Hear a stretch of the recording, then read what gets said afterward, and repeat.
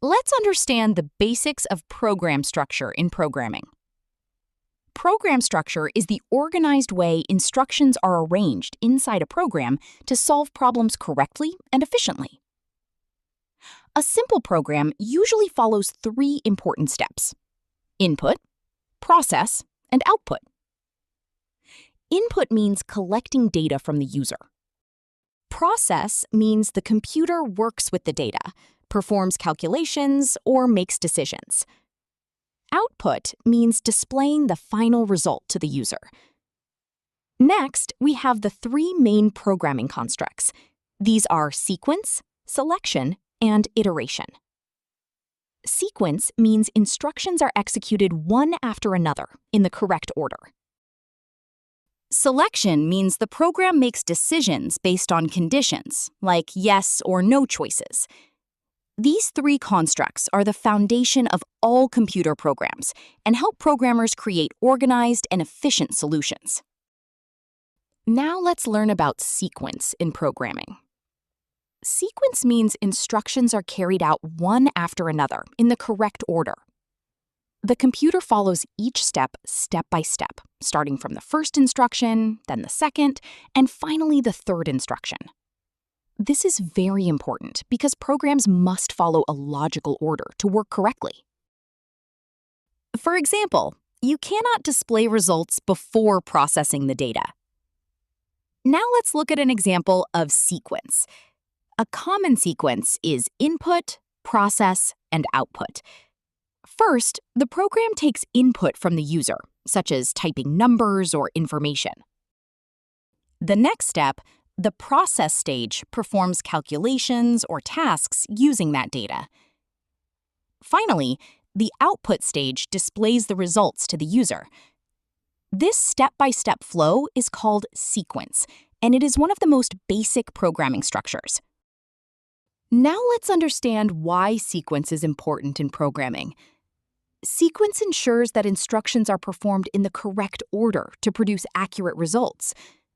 A program follows steps one by one, just like following instructions in a recipe. For example, the program first takes input, then processes the data, and finally gives the output. If the order is correct, the program works properly and produces accurate results. But if the order is wrong, the program may create errors or incorrect outputs. That is why sequence is a very important part of programming. Now, let's move to selection in programming. Selection allows programs to make decisions based on conditions.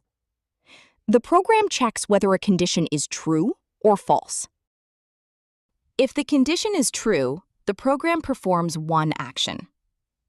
If the condition is false, it performs a different action. For example, in this program, if the age is greater than or equal to 18, the program displays adult. Otherwise, it displays child. This type of decision-making is called selection, and it helps programs respond differently in different situations. Now let's look at the statements commonly used in selection. The two most common selection statements are if and if-else. An if statement is used when the program needs to perform an action only if a condition is true.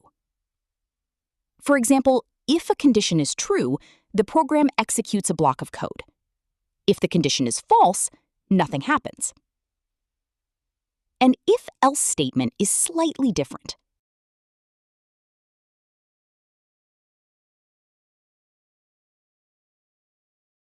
It allows the program to choose between two different actions. If the condition is true, one block of code is executed instead. If the condition is false, another block of code is executed instead. Now, let's understand what happens inside an if-else statement. First, the program checks a condition.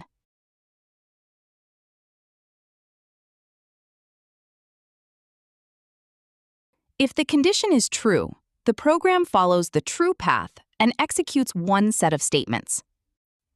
If the condition is false, the program follows the false path and executes a different set of statements. For example, If the score is greater than or equal to 50, the program displays pass. Otherwise, the program displays fail. This decision-making process helps programs react differently depending on the situation. Now let's look at a real-world example of selection. A login system is a good example of how selection works in programming. First, the user enters a username and password. Then, the program checks whether the username and password are correct. If the details are correct, the program displays login successful.